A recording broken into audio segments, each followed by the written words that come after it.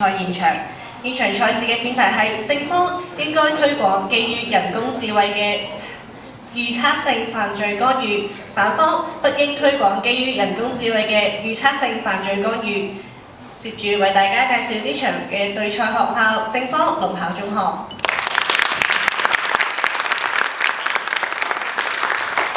反方嘉裕中學。首先為大家介紹今日嘅評判，佢哋分別係中華青年進步協會執行會長許志偉先生、澳門大學法學院法律研究中心副主任、高級導師蔣伊娃博士，澳門科技大學普通話辯論隊顧問楊兆陽博士，澳門大學社會科學學院助理教授鄧安琪博士。2024華語辯論世界盃冠軍，北京大學辯論隊前隊員潘玲子女士。十分感謝各位評判在百忙之中撥用抽空出席並擔任呢場比賽嘅評判。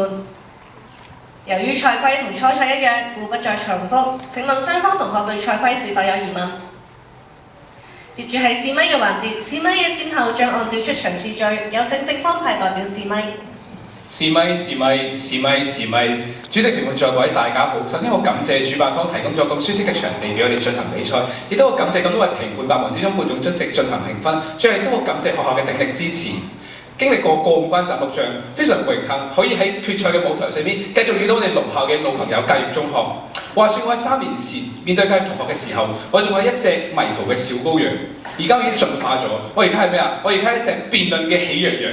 最後希望我哋在場嘅8位辯員可以為大家獻出一場屬於自己嘅代表作。多謝各位。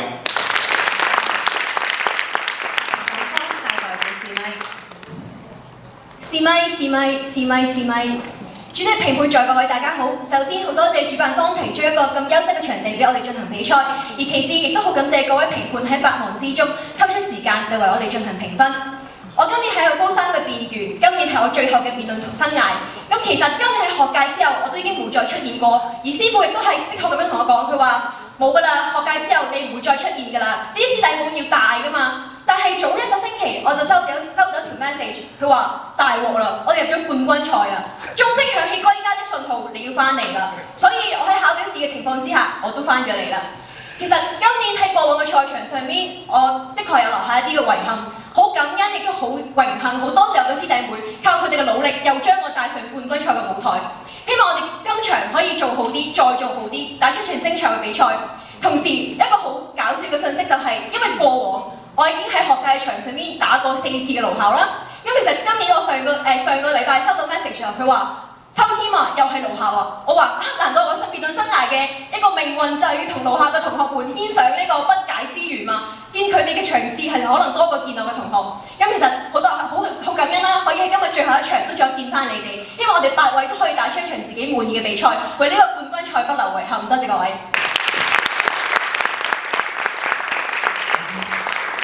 接住係立論嘅環節，首先有請正方一辯鄭順偉同學立論，時間為3分鐘，準備好請向計時員示意。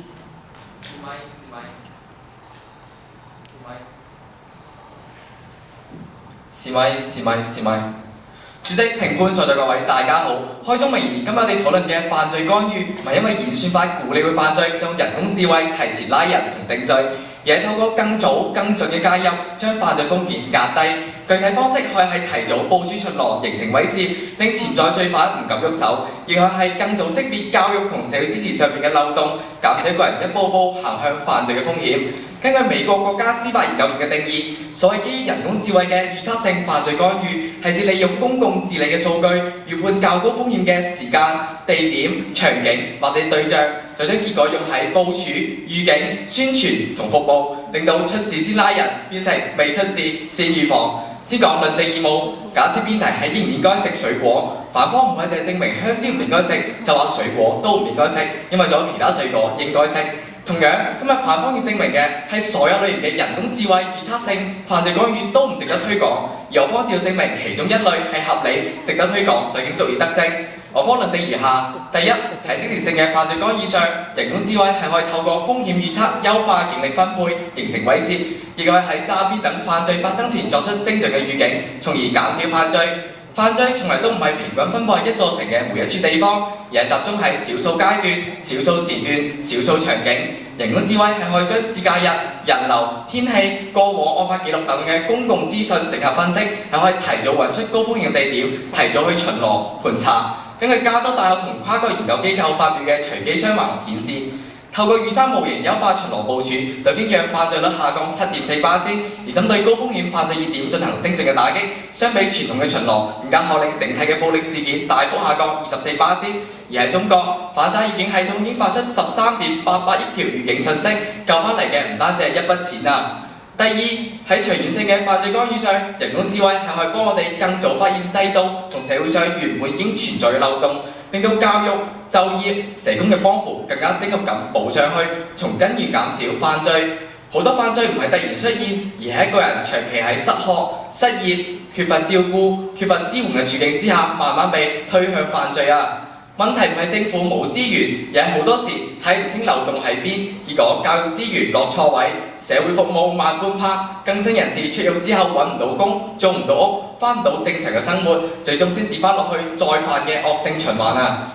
人工智慧嘅價值就係幫政府從海量數據入邊更加早提到嘅一啲問題，邊啲青少年已經出現犯罪嘅早期信號，邊啲缺乏社會支持，邊啲卡喺就業、住房同社會融入上面。當社會支持可以精準前置，一步步滑向犯罪嘅人就有機會回頭是岸。綜上所述，我方辯題已經成立，多謝各位。接下嚟有請反方一辯黃敏儀同學立論，時間為3分鐘，準備好請向計時員示意。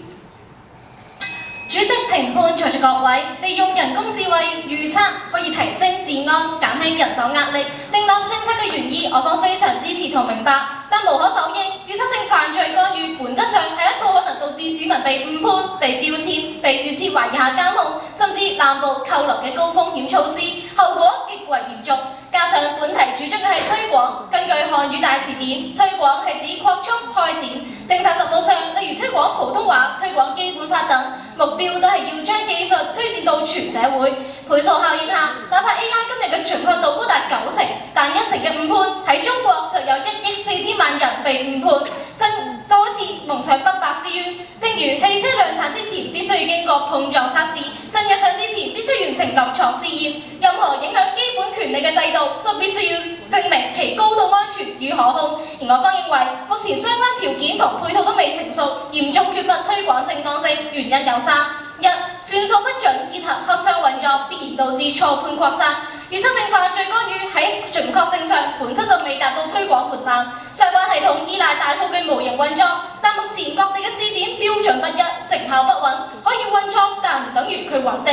再加上演算法以技術或者商業機密為由拒絕公開，缺乏透明度，外界無從得知佢係點樣評分、點樣界定風險。當算數不準同運作不明同時存在，錯誤就難以被及時發現，只會喺系統當中不斷放大。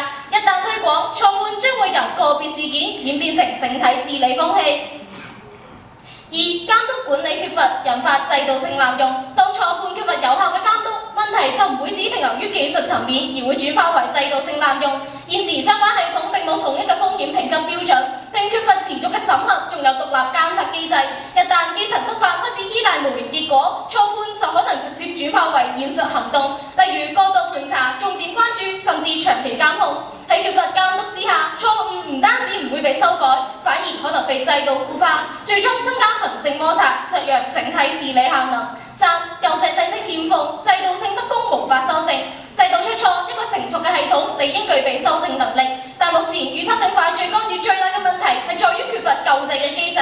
當個人因為預測而受到影響嘅時候，責任歸屬不清，申訴渠道不足，並缺乏明確嘅補償安排。結果係錯誤一旦出現，就開始互相推卸。錯誤干預嘅行為到底要邊個去負責任呢？係豆瓣嘅工程師，定警察，定係政府？成個概念嘅冇人承責，冇賠償金額，一套無法自我修正嘅制度，本身就唔具備推廣嘅條件。最後，我分得好認同有方想改善治安嘅初心，但今日時機未成熟，就將一套高風險系統進行推廣，反而會得不償失，弄巧成拙。多謝各位。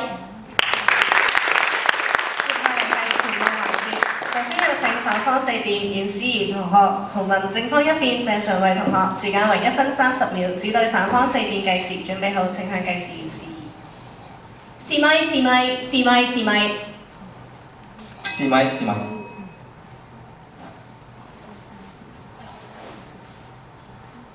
請問有方，我想問下一個政策值唔值得推廣，係咪淨係需要考慮佢嘅概念好唔好，而唔係實際做唔做到呢？我今日係有具體嘅數據㗎，我係睇到我國嘅洛杉磯交大學研究係下降咗整體7.4%犯罪率下降。好，下降咗7.4%，咁請問你 AI 預測嘅準確率有幾高？準確率係提升咗60%，根據芝加哥大學嘅研究數據顯示。哦，原來只有60%，但係我方已經發現咗啦，美國使用 PrEP 嘅數據，佢嘅準確率只有0.6%。咁請問呢個數據咁飄忽嘅情況之下，係咪代表預測性人工智能未夠穩定啊？咁想問你呢一個數據係邊一年？我方嘅芝加哥數據係今年嘅數據，佢係比普通嘅人類嘅準確率高咗60%啊！高咗60%，我由0高60%，又係60%，你由100%高咗60%，又係60%，呢個根本唔可以足以證明佢嘅成效。請問有方同學，你嘅準確率有幾高？請問我方數據同你方數據有差異嘅情況之下，係咪代表佢不穩定，不足以喺呢個時機推廣？我方講嘅60%係話佢係高過人類60%嘅準確率啊，所以佢成效率自然就高過人類啦。同埋你方數據究竟係幾年啊？年份其實唔係一個最關鍵嘅數據，而係講緊呢一樣機器本身個準確率飄忽，即係呢個唔應該推出嘅關鍵因素。我想問有方同學，一架新車要量產之前需要經過碰撞測試啦。請問有方，你會唔會將一架未經過測試嘅車就推出嚟俾大家去坐啊？數據先係最重要㗎。今年如果你方呢個2010年嘅數據嚟打，我方今年2025年嘅數據，咁數據發展好快嘅，而家知唔知啊？請問有方同學，咁你嘅預測性人工智能，佢對於預測性犯罪嘅預測究竟個準確率有幾高？唔好同我講比人高幾多，佢本身預測可以高幾多，係有幾準？基於多元數據嘅呢個系統係犯罪預判準確率高達98%。好，高達98%，咁請問佢剩低嘅2%係咪都依然有佢風險存在？你承唔承認？咁想問人有冇誤判率呢？其實同樣誤判率，但係我方可以做到比人誤判率係更加少，咪證明我方係有合理性㗎啦。咁點解唔推廣呢？唔緊要，咁你答咗我先。咁佢係咪有風險存在？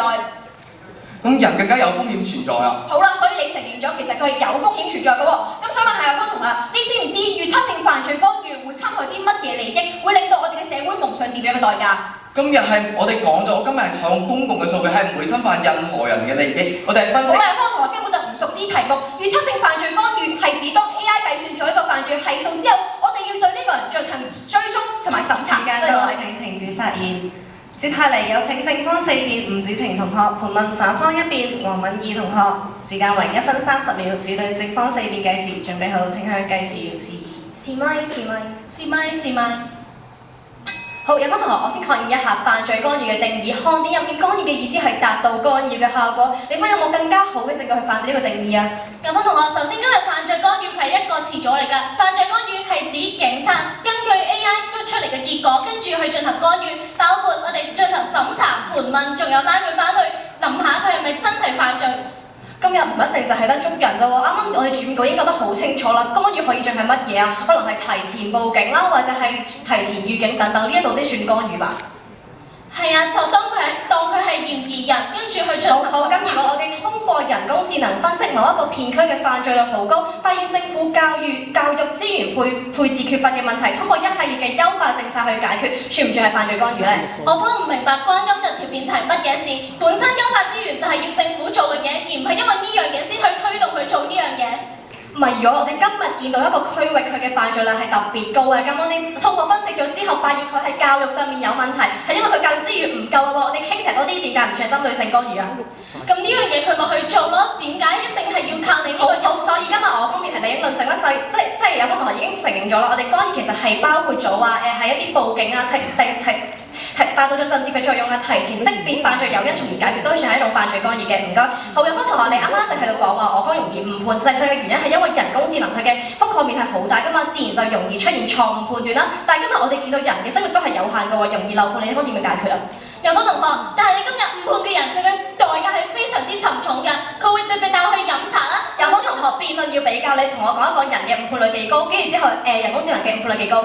有分同學，我唔知人嘅誤判率有幾高，但我知道你方人工智能嘅但係今日我方主誤判率編已經俾咗數據話AI 嘅準確率係比人嘅呢一個準確率係高。邊度嚟嘅數據啊？我方唔明白啱啱喎。我方一邊已經講過，有方同你有冇聽過？辯論需要聆聽喎。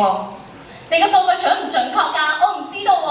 有方同學，我哋俾咗數據，你方連數據都俾唔到，你問我方數據準唔準確？嗱，再俾你個多一個問題啦。某地深夜有女子獨行嘅時候，被不法分子送尾隨，社區保安因為太故咧流涕咗呢個監控未及時預警，最終呢個女子慘受侵害，你方點樣解決？有分同學可唔可以慢慢聽我講啊？今日咧，其實呢個預測性犯罪系統佢造成嘅一個代價係非常之沉重嘅，佢係100%佢個跌被預測嘅，佢係被冤枉咗，所以佢係被我大學辯論要比較，你方俾唔到數據，所以今日我停幾陣，多謝。接下嚟係駁論環節，請正方二辯鄭子龍同學進行駁論，時間為3分鐘，準備好請向計時延示意。是咪。先解釋清楚我方嘅技術。今日有同學認為我方嘅技術干預會造成佢方所舉一啲侵犯人權等嘅問題，但係今日我方使用嘅係好似路面監控、街區案發數量、人流時段分佈呢一類本身就公開可查嘅數據，然後去進行一啲警力嘅分配同埋一啲反債公開提醒，我哋係唔會擅自收查一啲個人嘅信息嘅，所以有同學今日擔心嘅問題完全係多類㗎。其次啦，我哋可以入一個具體嘅情景嚟同大家分析一下2014年嘅昆明火車站持刀恐怖襲擊。假如當時一個成熟嘅 AI 預測性犯罪干預系統，可以帶嚟2層關鍵嘅作用。第一就係可以整合分散嘅風險信號 ，AI 嘅輔助可以幫安檢更加快咁去識別到行李入邊嘅危險物品，更加早咁去發現刀具入邊嘅危險物品嘅異常流動。第二，通過視頻可以監測到有冇人去踩點，即係有冇人喺啲關鍵區域入邊長期逗留、反覆折返等嘅行為。其實呢啲監控啊，或者係啲安檢嘅信息，我哋未推行呢個技術之前，我哋本身就會收集到一啲公開信息，我方係冇額外增加一個風險嘅一個隱私嘅危機出嚟嘅。更加重要嘅係，今日我唔係檢測到呢個地區有一個高危嘅人出嚟，直接派警察去捉佢。我方檢測到呢個高危人出嚟之後，我哋只係喺呢個可能出現危險嘅地鐵站入邊安排更加多嘅警力部署，並且叫啲安檢可能查得更加嚴少少。所以今日有同學所話嘅一啲侵犯人權嘅問題，我方係絕對唔會導致到嘅。所以今日你方嘅質疑唔成立啦。我方仲有2個獨特嘅利好。第一，從廣泛性上嚟睇，過往專業細緻嘅風險研判，只有一啲省級嘅公安部門先至有足夠嘅資源同埋能力做到。而 AI 技術就令到呢啲專家級別嘅能力都可以普及化、標準化，令到一啲市級、縣級，甚至係最基層嘅派出所都可以運用到呢啲技術，實現精準嘅布防、提前巡邏，形成有效嘅威懾，真正將警力用喺最高風險嘅地方，提升整體嘅安置效率。第二，針對一啲新型嘅技術犯罪，我哋面對一啲電信詐騙等等不斷變種、隱蔽性好強嘅新型技術犯罪，單靠人工排查等等傳統嘅偵查方式已經力不從心。呢個時候，我哋更加應該做嘅係依靠人工智能嘅實時分析數據，提前預測到風險，並且向民眾發出一啲預警嘅提醒，令犯罪阻斷喺發生之前。可以見到今日我方嘅預測性犯罪干預係對打擊犯罪極為關鍵，完全值得推廣。再嚟啦，今日有方質疑話我方嘅人工智能嘅呢個可能會有誤判，但係今日有方同學全場冇同我哋落過比較，咁人嘅誤判率又係幾高啊？所以今日有方同學係冇同我哋做過一個合理嘅誤判嘅。即使我方退一步嚟講，人工智能可能誤判率更加高，但係今日我方都想問啦，點解人工智能誤判率高，我方仲可以舉出犯罪率下降嘅數據呢？我方認為今日之所以佢嘅誤判率可能會高，係因為佢覆蓋嘅範圍更加廣啊！你方嘅人力可能淨係得幾個城市入邊嘅最核心嘅頂尖嘅犯罪專家，咁佢的確誤判嘅率可能會低，但係佢覆蓋嘅範圍唔夠廣啊！咁今日我方即使可能會有一定嘅誤判率，但係可以推廣到唔同嘅基層嘅城市。主席、評判、在座各位，今日有方不斷提及到社會嘅好多可以進行干預嘅問題，但我方對佢呢度嘅干預其實係完全成立，我哋都確認㗎。但其實呢個就係屬於干預嘅一個分支。我哋今日更加要肯定嘅係關於警務系統嘅問題。今日有方就係用一個分支就確認咗呢個辯題理應成立，而且佢仲忽略咗呢8%嘅人，我哋更加關注嘅係呢8%嘅人背後嘅一個意義，對佢嘅人格自由嘅摧毀。主席、評判、在座各位，先回應下今日有方同學嘅治安效果同埋有關節省警方嘅問題。首先係治安成效，今日有方冇講到治安有幾差，需要動用到人工智能，冇迫切性。同時政策實施之後，犯罪率下降，最多就只可以證明係有效。但有方今日有冇提到司法成本同埋人權嘅代價，所以應然性根本係完全冇推進過㗎。一個老師要靠侮辱一個學生先令到佢哋考上清華北大，但原來冇提到佢背後會令到其他同學自殺嘅喎，純粹靠成效其實係一個完全冇論證嘅方法。同時人手不變，你對犯罪熱點加強巡邏，自然就會削弱咗其他方面嘅警力。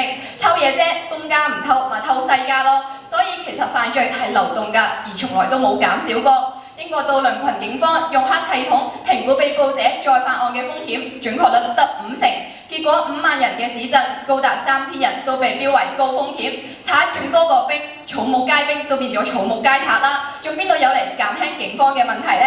承接我方一邊主要有2個問題。第一，預測算法受到智能污染，預測數據模型係根據歷史犯罪記錄，用大數據推出犯罪熱點同埋可疑人群。少數嘅族裔同埋低收入嘅地區都會因為歧視同埋偏見而經常備受調查。好似馬里蘭大學出現咗一個垃圾出入論 （garbage in and out） 嘅理論，輸入嘅數據係污糟㗎，所以輸出嘅亦都係有偏見嘅。你買菜刀就係造廚神，而黑人買菜刀就係去殺人。結論就只會係浪費警力，加冤枉好人。第二個就係國內試點缺乏標準，破壞平等原則。重慶用萬匯治警，江蘇用護藍利劍，鹽城用嚴之無渣。表面上的確係百花齊放，但實際上係完全缺乏咗系統性。各地算法唔同，標準唔同，就連干預方式都唔一樣嘅情況底下，有啲以警情效果率做成效，有啲就以巡邏效率做衡量，連成功都冇一定嘅標準。結果一人一試變成兩地兩制。去到廣州你就話我是小偷，去到福建你又話我搞詐騙，山東買農藥要受監控，山西買農藥就寧枉勿縱。所以到底何謂準確，何謂高風險，又何謂合理干預呢？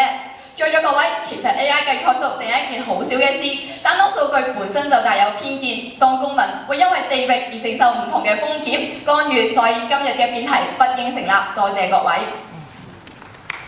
接下嚟係爭辯環節，首先由反方三辯邱美心同學向正方二辯鄭子琳同學進行公辯，時間為2分鐘，只對反方三辯計時。準備後請向計時員示意。試咪。好，請問有方辯友知唔知巴士要驗咗車先至可以準載客㗎？知道，而今日套到今日嘅辯題，我哋見到好多地方已經有先例並且取得成效嘅時候，我哋就應該喺更加多嘅地點都推動呢一項嘅技術，令到更加多人去免受犯罪嘅侵害。好啦，咁再問你先，咁點解巴士公司唔係最熟悉自己架車嘅咩？佢話合格，點解政府就唔信嘅？唔係好明，我都想問咩？你可以入具體啲問我，具體啲問。我話點解巴士公司唔係最熟悉自己架車嘅咩？點解政府佢唔信巴士公司？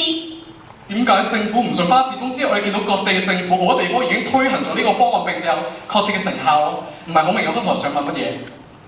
咁巴士公司自己驗車咪可以咯？點解仲要政府再驗啊？我哋見到嘅係而家巴士公司已經確切係有成效，並且政府都使用咗呢項技術都有成效嘅時候，就應該推廣到更加多嘅地區都使用呢項技術咯。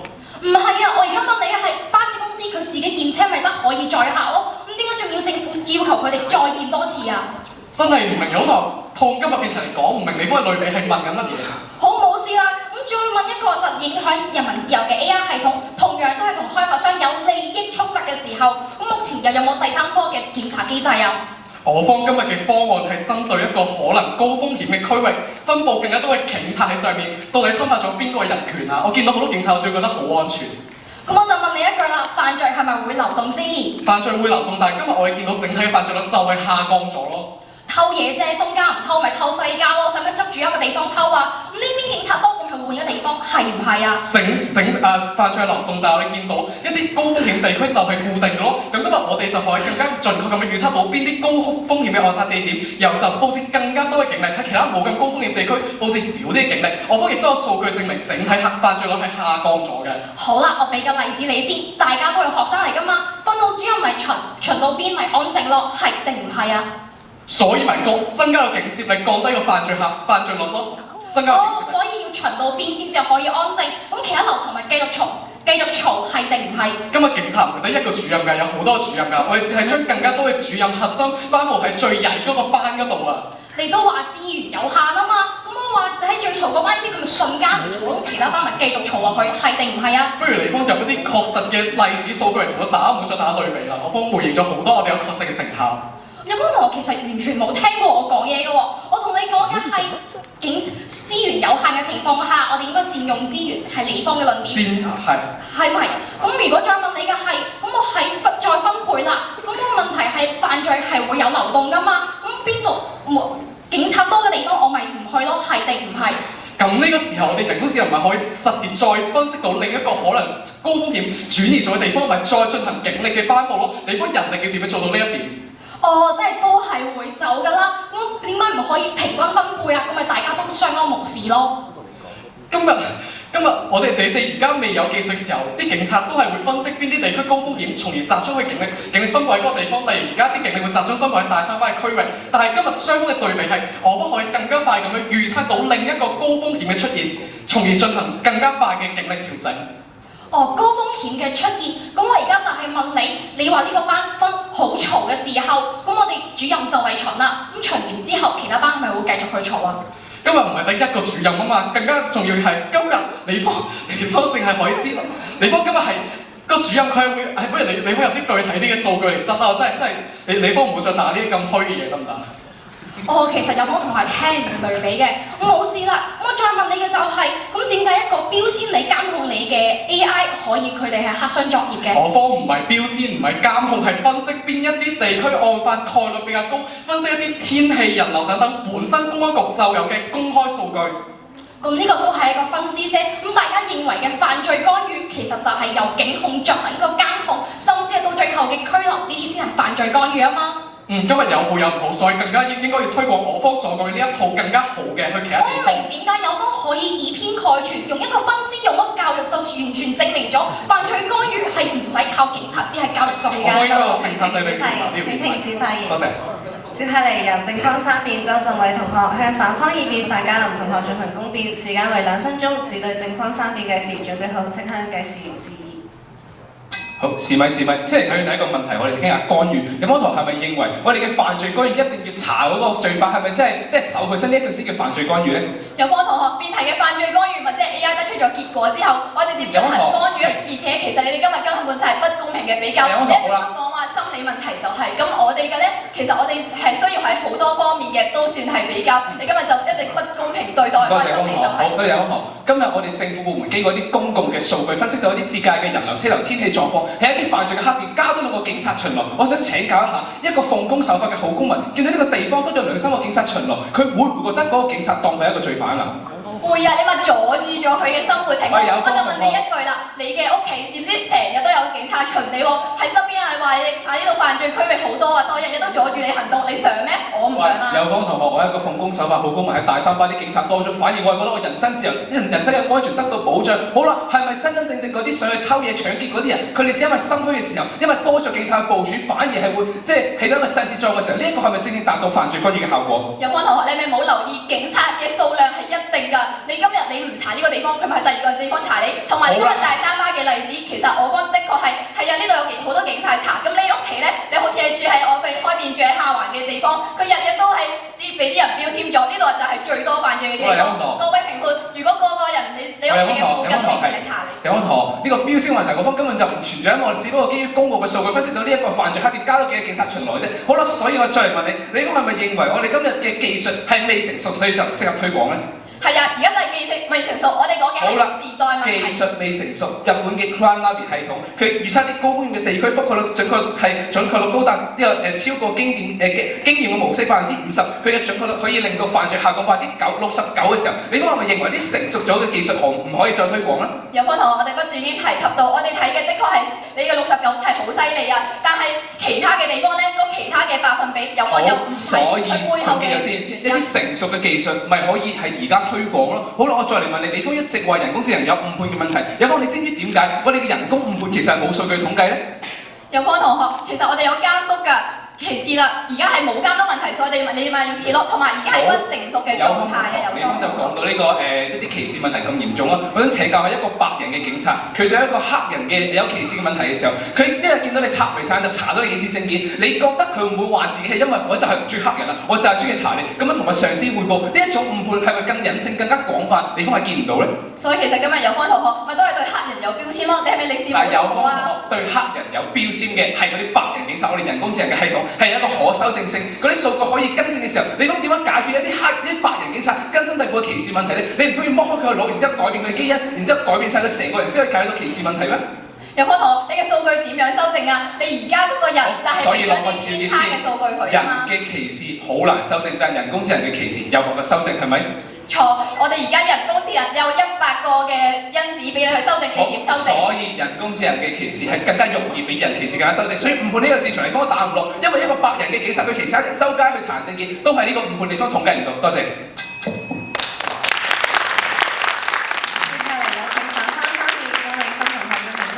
時間為2分鐘，準備好請向計時員示意。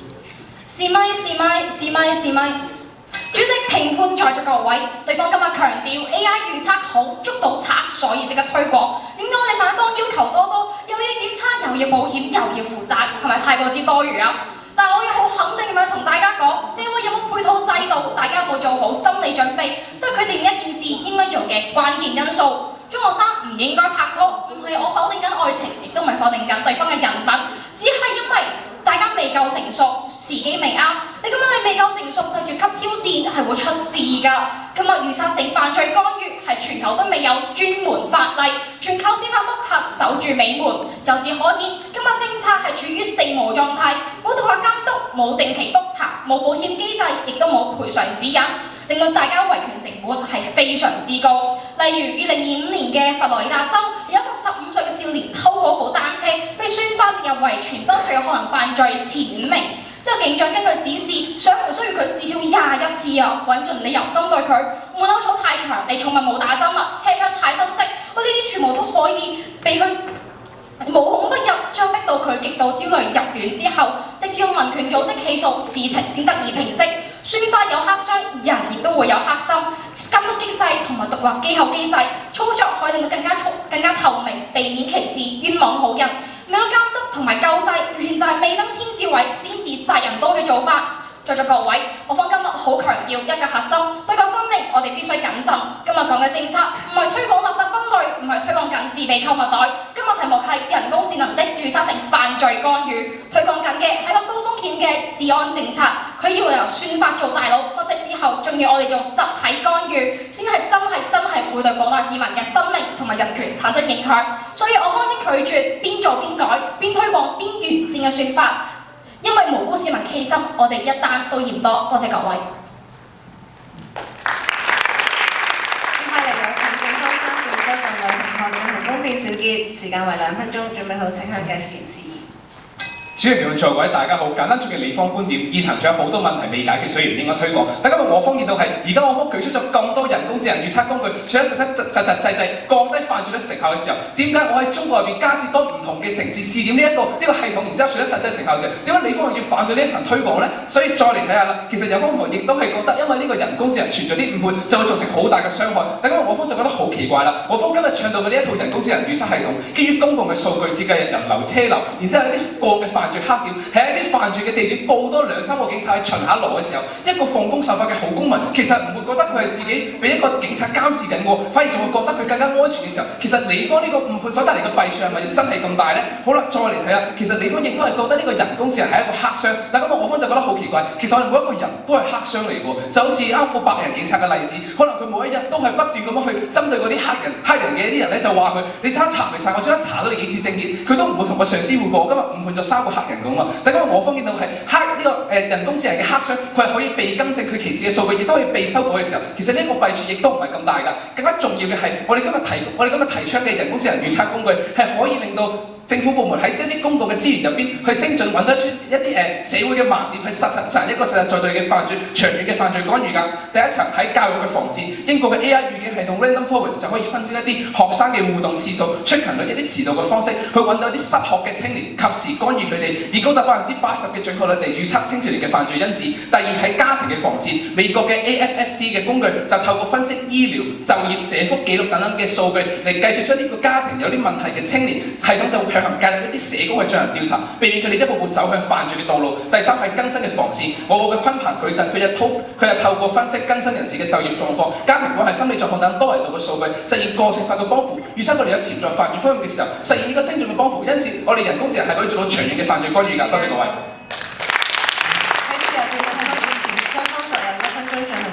計時開始。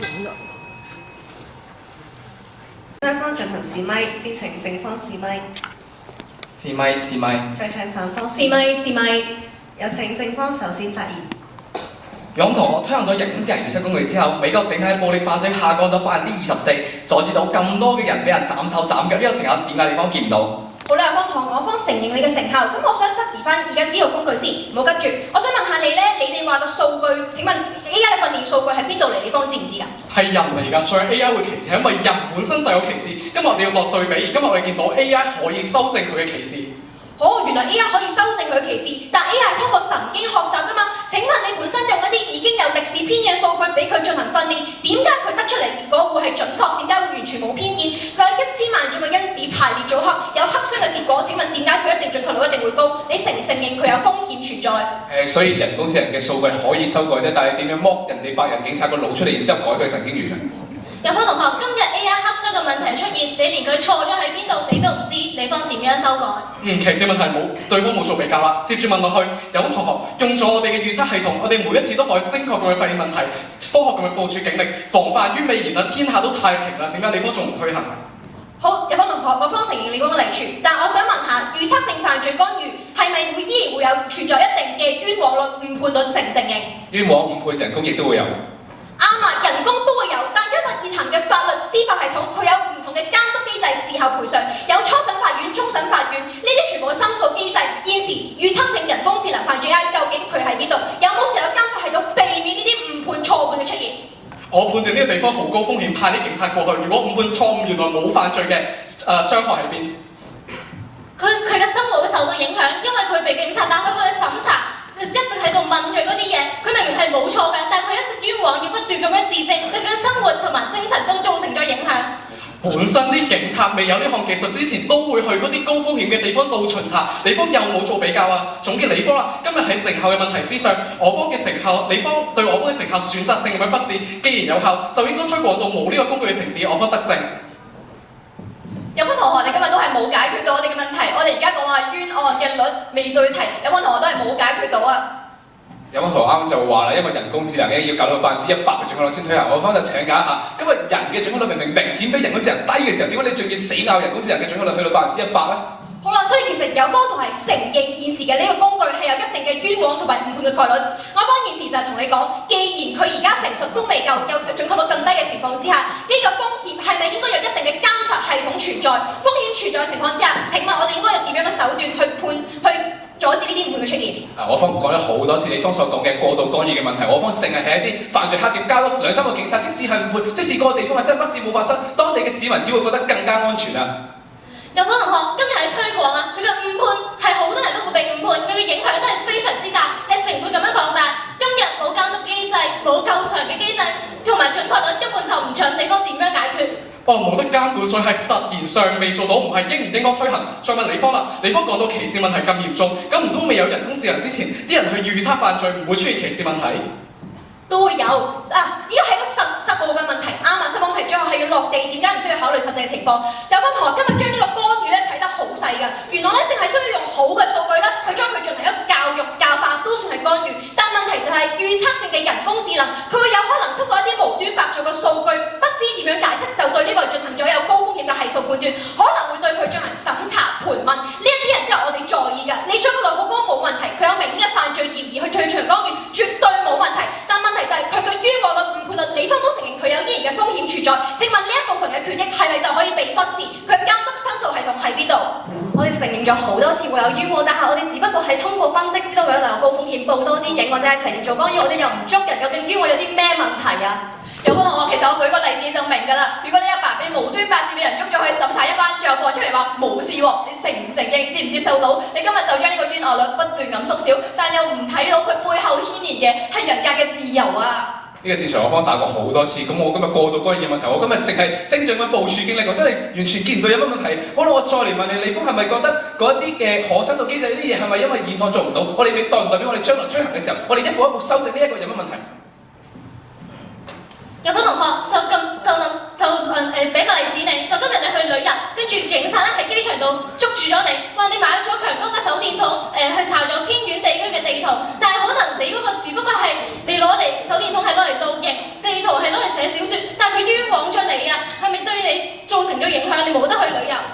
有方同學今日辯題話，基於人工智能預測性犯罪干預，代唔代表嗰啲警察係傻㗎？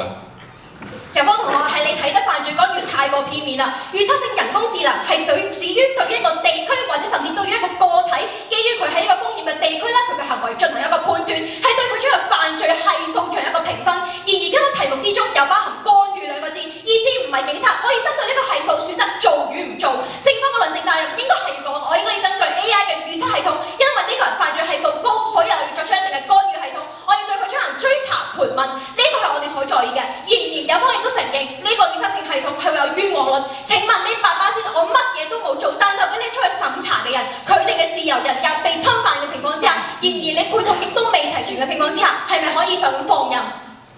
法官判案可以基於佢嘅個人判斷，可以基於法律，可以基於證據。今日都一樣，我哋只不過基於其中一個證據，唔代表嗰啲警察全部係傻啊！佢都有自己嘅判斷㗎。再問你多次啦，你方今日係打偏題啊？你話啲咩無監管等嘅問題係咪實驗上未做到，唔代表唔應該推行？好，有分同學，咁我問翻呢個問題先。所以我想知道今日嘅辯題，你方嘅立場係咪預測性犯罪 AI 系統推出之後，警察可以選擇做與唔做，完全 depend on 警察自己本身係咪？有方同學基於本身可以基於好多樣嘢嘅喎。咁請問你答我係邊個做最後揀方？有方同學今日預測性犯罪干預呢一個咁嘅派警察巡邏，喂，有方同學不如論證下一個人工智能機器人點樣行出去周街巡邏，然之後查你證件啦。所以今日預測性犯罪干預呢個干預嘅動作本質上可以由人工智能嚟做，亦都可以由人嚟做。我亦都提出，我哋今日基於人工智能嘅預測性犯罪干預，只不過基於其中一個參考標準咧，唔代表人係傻噶嘛。咁警察都有自己判斷嘅時候，咁係基於多重證據先去查你證件。喂，有方同學嗰個警察亦都係一個喺呢個世界上面打份工啫，佢已經俾人釘牌㗎，唔係你話佢有罪就捉咗佢㗎嘛。再嚟啦！今日有方全場打晒空炮，話我哋咧又會捉人，又會侵犯人權。但我方解釋好清楚，今日我方所推崇嘅、所推廣嘅嗰一套係要基於一個高風險地區，從而進行判斷。報多2個警察喺嗰度嘅時候，咁呢個時候係唔會造成歧視嘅問題。有同學話呢會對我生活造成影響喎，但係今日我方要比較嘅係喺曾經未有呢個技術嘅時候，啲警察都會派啲人去啲高風險地區度巡邏啦。所以今日歧視嘅問題係冇加劇到㗎，反而係降低咗整體嘅犯罪率，令到啲人可以比較少咁樣受到犯罪嘅侵害。比較少咁樣受到傷害，呢個係今日我方獨有嘅利好。再嚟睇啦，今日有方同學從前場到而家都完全冇做過比較，係咁用一啲咩數據，跟住之後又唔俾年份俾我哋，喺度同我哋講話，我哋嘅所有嘅機器啊，全部都係有問題㗎，誤判率好高啊！但係有方同學係完全冇同我哋講翻人嘅誤判率究竟係有幾高，跟住之後又唔同我哋講翻究竟人點樣去做到真正嘅預測性犯罪干預，佢嘅誤判率會低啲咯。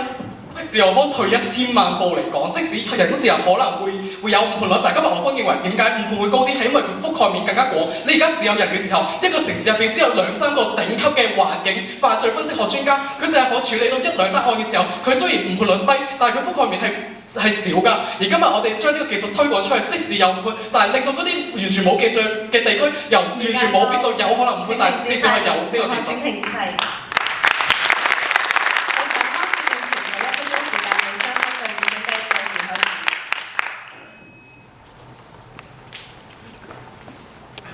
同學進行總結陳詞，時間為3分30秒，準備好請向計時員示意。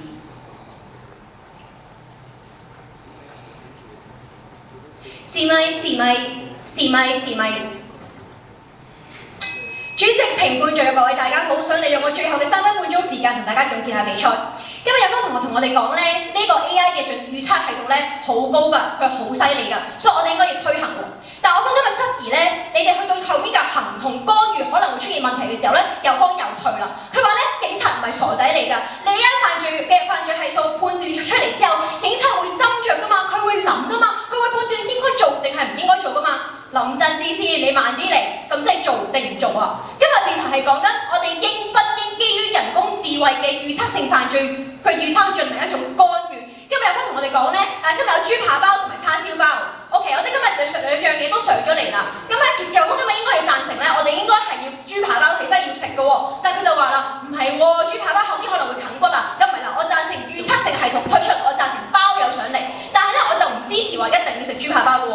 警察做同唔做，佢都可以自己決定。咁係咪即係正方講晒啦？咁請問我方嘅立論空間喺邊度咧？咁呢個北京應該點樣存在咧？有方今日全程即係立論局部論證咗今日呢條辯題。佢話預測性犯罪系統應該出現，應該有警察去審視、去巡邏。然而之後係咪真係要進行干預？係咪要一個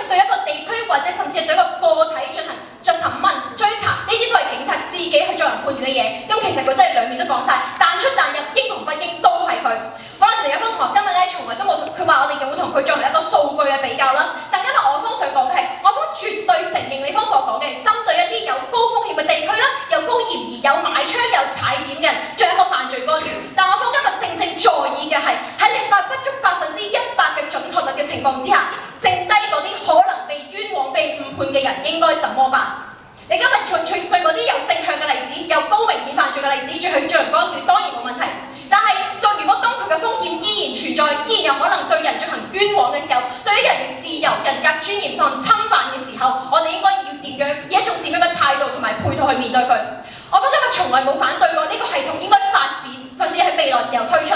但今日佢配套未成熟，呢啲風險仲好高，呢啲風險仲可能未有背後嘅配套機制、救濟去同佢完善嘅時候，佢今日就唔應該喺呢個時機進行推出。我方承認咗已經有呢個風險存在，咁請問有風險存在嘅時候，我哋係咪應該要針對呢一部分嘅風險，去設立一啲監測嘅系統，去防止呢一啲嘅誤判可能盡可能少咁樣出現？有個人覺得好得意啊，佢話人咧同埋機器都有可能會產生誤判，但我哋今日正想指出嘅分別就係、我哋現行嘅司法系統呢個以保普及嘅系統，佢係一個經過高審核啦之後先推出法律條文，佢有白紙黑字清晰寫清楚。相反，預測性人工智能佢喺黑箱問題之下係無法解釋。而其次，喺一個法律有可能被誤判嘅情況之下，我哋係有上訴機制，有初審法院、終審法院，你可以通過申訴去對你嘅可能有嘅冤枉情況進行一種申報同埋解決。但我哋今日見到嘅預測性犯罪咧，佢完全缺乏配套嘅情況之下，根本就冇人可以監管，佢錯咗我哋都無從得知嘅情況之下，請問呢啲被冤枉嘅人，佢哋嘅問題應該點樣解決？而再者落到最後，萬一真係有錯判嘅時候，我哋提出法律係有賠償機制嘅，法律會對呢啲人真正被侵害之後，都會有一種可能係賠款啦，或者用社會上面嘅回饋。但係今日嘅預測性嘅一個犯罪人工智能，佢完全推出咗呢個配套，所以基於佢風險仲高，配套仲未完善嘅情況之下，佢而家先應該出現。多謝各位。現在有請正方4辯吳志晴同學進行總結陳詞，時間為3分30秒，準備好請去記時。主席、評判長、各位大家好，有份同學今日成場比賽就係論證使用人工智能嘅弊處，但係完全唔做比較，一味指責我方高達90%嘅呢一個準確率嘅模型。比賽嚟到尾聲，由我嚟為大家去梳理一下成場比賽同埋有份同學剩低嘅論點。首先，有份同學比出嘅第一個論點，似呢個準確率高達90%嘅模型，人工智能預判犯罪都係一樣嘅，推行唔係放棄完善，而係實踐先可以出真知，兩者相輔相成，我哋大可以係推出嘅時候再監督，冇乜問題。好，第二有份同學第二個論點就係話，我哋數據會被污染，所以可能係歧視。但有份同學呢一個論點係存在兩大問題嘅。第一，美國模型有歧視，唔代表我哋嘅模型有歧視㗎嘛。更何況我方議會已經講咗無數次啦，中國、荷蘭佢哋都冇歧視，佢哋嘅模型全部訓練出嚟咧，全部都係中立嘅喎，冇敏感資訊，就係識別嗰啲行為，訓練出嚟嘅模式，從來都唔會存在一啲社會標籤化。就好似話嗰啲昆盤矩陣、高效又有控，美國大可以嚟買呢啲中國冇歧視嘅模型過嚟做啊。好，第二有方我方議員已經強調咗無數次，人工智能嘅歧視係可以修正嘅，人嘅主觀歧視係難以甚至係不能修正。有方同學全場都冇同我哋講翻人嘅歧視究竟點樣去做翻一個相對嘅教育，辯論要比較。今日有方同學唔可以就係用人工智能嘅預判，即係用人工就係指責我方用人工智能嘅預判。如果有方同學話唔用人工智能嘅預判，即係用人嘅預判啦。照理方嘅立場咁樣講，有方係覺得一個從細到大被灌輸黑人得人一定嘅不人境觀係比較唔會歧視，呢個邏輯係咪顯得有少少荒謬呢？今日我方見到就係得人工智能先可以基於客觀嘅資料分析，可以被修改，何止更加歧視？答案係顯而易出嘅，因此呢個市場都由我方修改。再嚟睇，有方同學一直指責我方話過度干預，但係我方一面同埋實質都強調過，我哋嘅干預從來都唔係直接拉人。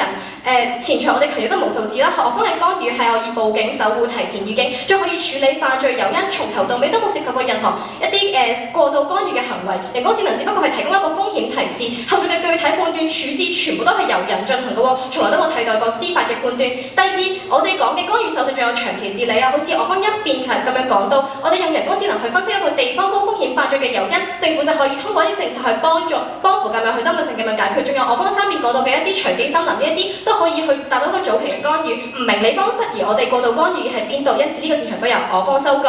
有方同學成場就係強調緊啲咩歧視啊、隱私問題，指責人工智能會監視大眾。但係試想一下，今日如果我哋真係差啲俾一個司機車到去野區拐賣強姦嘅時候，我哋究竟會指責個警察要追蹤我行蹤，但係喊住講多謝啊？就好似近期嘅慘劇，一個科大嘅女大學生千里迢迢過嚟澳門讀書，佢同我哋所有人都一樣，有自己嘅目標，有自己嘅夢想，但係就係前幾日佢學習到深夜，然後翻屋企嘅時候喺1個鐘之內慘遭迷暈，不幸被殺。呢一件事情係幾咁唏噓啊！呢一個悲劇嘅背後，可能係因為保安疏於留意，亦都可能係因為深夜嘅警力不足啊！歸根究底，呢一種毫無徵兆嘅隨機殺人事件，單憑人力根本冇辦法預判。今日真正踐踏隱私、剝奪人權嘅，從來都唔係你方講嘅嗰啲人工智能，而係作惡行兇嘅罪犯。當科技可以彌補人力嘅短板，阻止悲劇，善用人工智能，從來都唔係我哋嘅選擇，而係守護生命、守護大眾必須扛起嘅責任。多謝大家。